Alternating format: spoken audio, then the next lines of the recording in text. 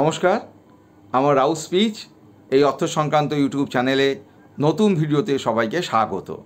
আমি সমীর কুমার রাউত, আমি একজন মিউচুয়াল ফান্ড ডিস্ট্রিবিউটর এবং এক্স ব্যাংক অফিসার। আজকে আমার আলোচনার বিষয় হচ্ছে রিটায়ারমেন্টের পর কোথায় কোথায় কীভাবে যথাযথভাবে ইনভেস্টমেন্ট বা বিনিয়োগ করা উচিত, এবং এক্ষেত্রে আমি আমার জীবন কাহিনীর বেশ কিছুটা অংশ আপনাদের কাছে শেয়ার করব।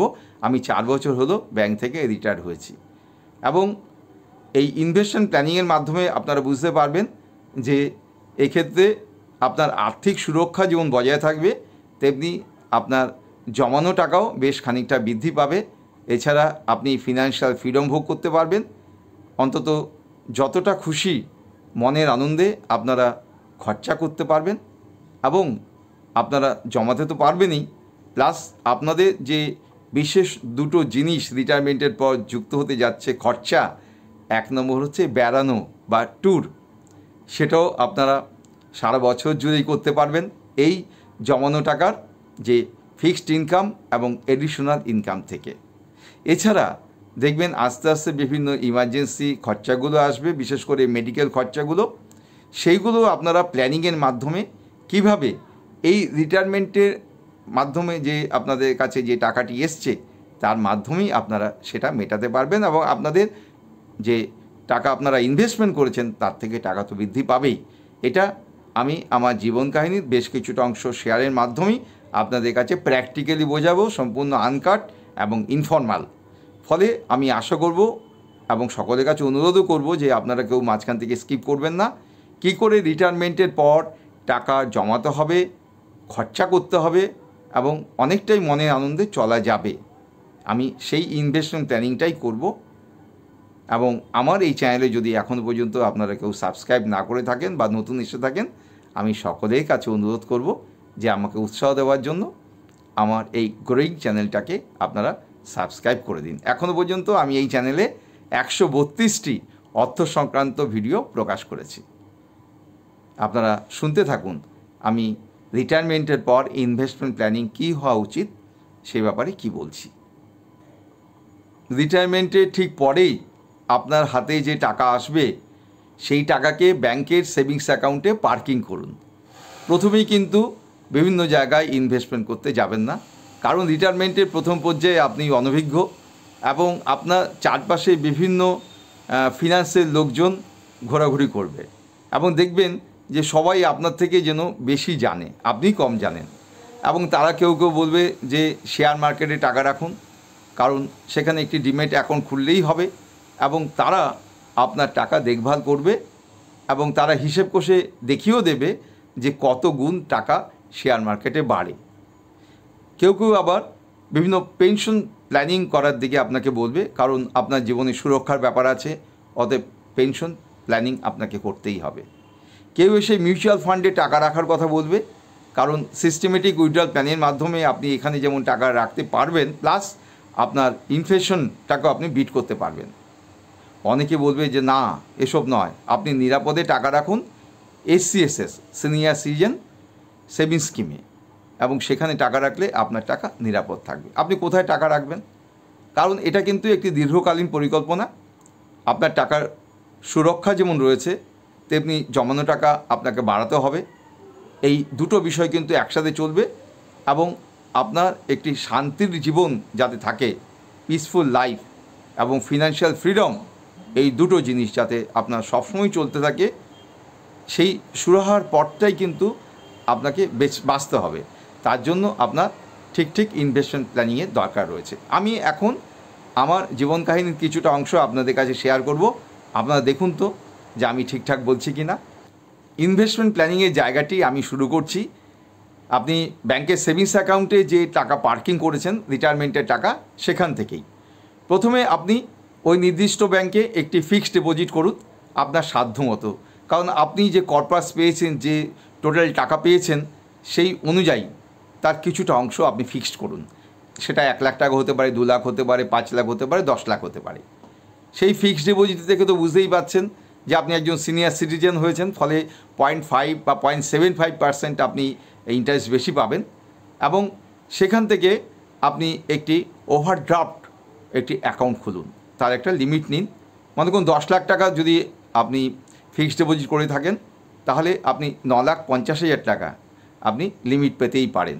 তার জন্য কিন্তু কোনো ইন্টারেস্ট আপনাকে ব্যাংকে দিতে হবে না।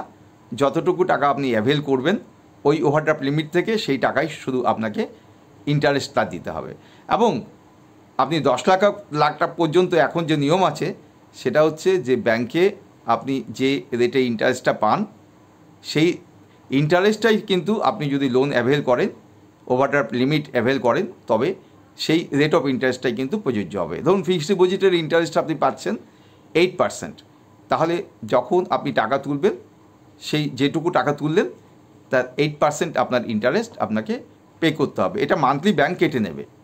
এবং আপনারা নিশ্চয়ই জানেন যে এখন ব্যাংকগুলোর বিভিন্ন অ্যাপ রয়েছে, অতএব ওভারড্রাফট অ্যাকাউন্টের জন্য আপনার ওই অ্যাপের মধ্যেই কিন্তু একটি অ্যাকাউন্ট থাকবে।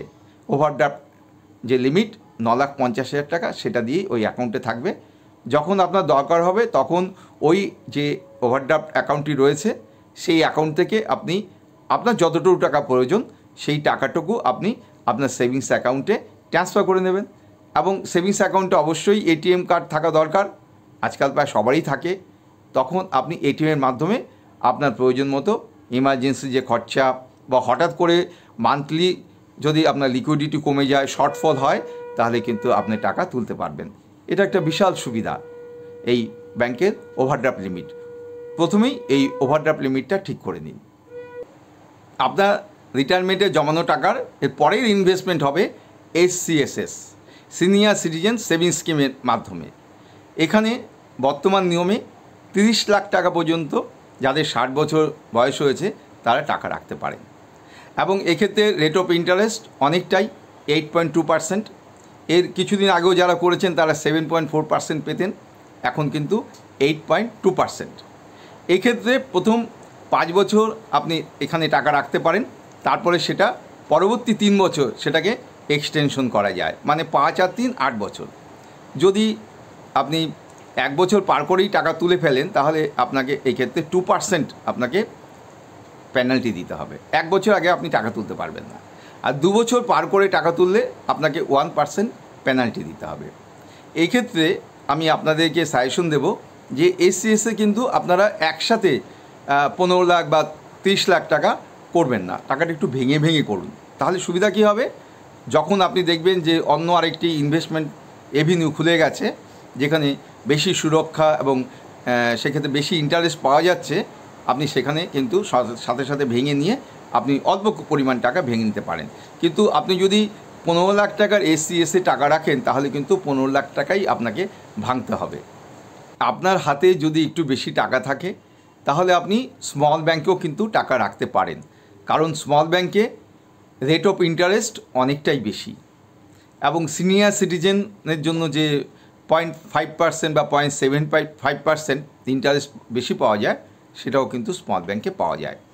কিন্তু স্মল ব্যাংকের ক্ষেত্রে 5 লাখ টাকা পর্যন্ত কিন্তু ইন্স্যুরেন্স কভারেজ রয়েছে। যদিও এখন ভারতবর্ষ সব ব্যাংকেই 5 লাখ টাকা পর্যন্ত ইন্স্যুরেন্স কভারেজ, কিন্তু রাষ্ট্রায়ত্ত ব্যাংকের ক্ষেত্রে বিনিয়োগকারীরা একটু বেশি ভরসা করেন এবং প্রাইভেট ব্যাংকগুলোর ক্ষেত্রে সেই ভরসাটা একটু কম। ফলে আপনি বিভিন্ন ব্যাংকগুলোতে, স্মল ব্যাংকগুলোতে বা প্রাইভেট ব্যাংকগুলোতেই বলুন, সেই ক্ষেত্রে আপনি কিন্তু 5 লাখ টাকা পর্যন্ত রাখতেই পারেন। এর পরের ইনভেস্টমেন্টের জায়গাটি অবশ্যই হচ্ছে মিউচুয়াল ফান্ড। কেন মিউচুয়াল ফান্ড? কারণ ব্যাংকে টাকা রাখার গ্যারান্টি আছে। এক্ষেত্রে আপনি 10 বছর পর্যন্ত ব্যাংকে টাকা রাখতে পারেন, কিন্তু ব্যাংকে যে অসুবিধা সেটা হচ্ছে রেট অফ ইন্টারেস্টের পরিমাণ অনেকটাই কম এবং সেটা নির্ধারিত। এবং দেখা যাচ্ছে যে ইনফ্লেশনকে বিট করা যায় না। ইনফ্লেশনকে বিট করার জন্য এখন দেখা যাচ্ছে যে অনেকেই রিটায়ারমেন্টের পরে বা ব্যাংকে যে গচ্ছিত টাকা আছে সেটা নিয়ে তারা মিউচুয়াল ফান্ড মার্কেটে চলে যাচ্ছেন। মিউচুয়াল ফান্ড মার্কেটে কিন্তু কোনো গ্যারান্টি নেই, কিন্তু এখানে মিডিয়াম রিস্ক রয়েছে এবং পরবর্তীকালে দেখা যাচ্ছে যদি লং টার্ম কেউ টাকা রাখেন তাহলে সেক্ষেত্রে অবশ্যই টাকার পরিমাণ বৃদ্ধি পায়। আরেকটি সুবিধা রয়েছে যে মিউচুয়াল ফান্ডে কিন্তু SWP নামক একটি স্কিম আছে, সিস্টেমেটিক উইথড্রয়াল প্ল্যান।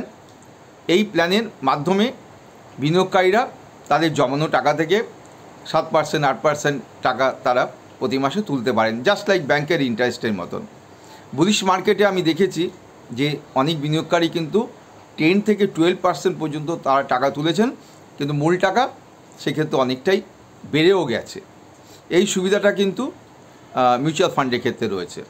তবে এই ক্ষেত্রে বিভিন্ন ফান্ডগুলোকে বাঁচতে হবে। কতগুলো স্মল ক্যাপ ফান্ড রয়েছে, সেই ক্ষেত্রে রিস্কও আছে, রিটার্নও বেশি আছে, ভোলাটাইল মার্কেটস, সেই ক্ষেত্রে কিন্তু অনেক সময় কিন্তু দেখা যাচ্ছে যে নেগেটিভ মার্কেট হয়ে যেতে পারে। লং টার্মে কিন্তু লাভ রয়েছে, এবং এখন মার্কেট অনেকটাই সেই ক্ষেত্রে ডাউন আছে, নেগেটিভ রিটার্ন অনেক ক্ষেত্রেই চলছে মিউচুয়াল ফান্ড মার্কেটে। তো দেখা যাচ্ছে যে প্রতি মাসেই এক্ষেত্রে ইনফ্লেশনকে বিট করার আশায় অনেকেই কিন্তু মিউচুয়াল ফান্ডে এসেছেন।